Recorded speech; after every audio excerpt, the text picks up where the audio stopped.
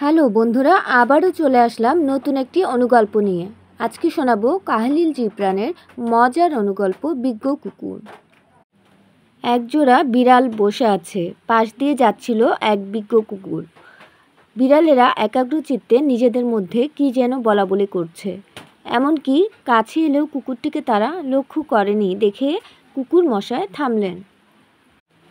খানিক বাদে দেখা গেল দুই বিড়ালের মাঝে বেশ বড় এক জাত বিড়াল উপস্থিত হলো।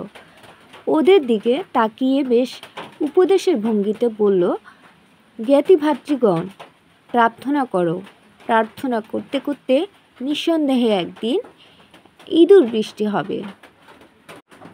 এ কথা শুনে কুকুর মনে মনে হাসল। যেতে যেতে বলল, হায় রে অন্ধ বিড়াল, বোকা, এটা কি লিখিত নেই? আর আমি কি জানি না? জানতেন নাকি আমার বাবা বা তারও বাবা যে বিশেষ প্রার্থনা আর আরাধনায় মেলে না ইঁদুর, কেবল মেলে হাড্ডি।